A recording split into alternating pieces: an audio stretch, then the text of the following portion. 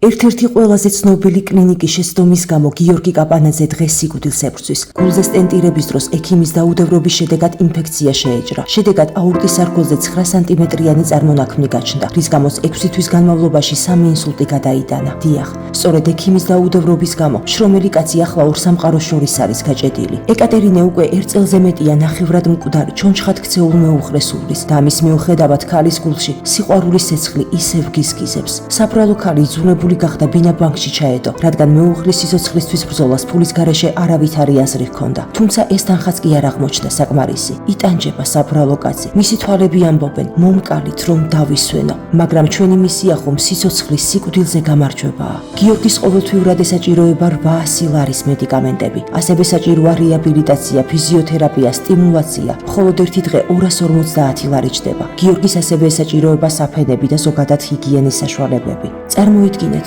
ვაჟკაცი კაცი სამედიცინო საფენების ნაცვლად ჩვებში გახვეული და ეს მხოლოდ და მხოლოდ წყეული უფლობის გამო.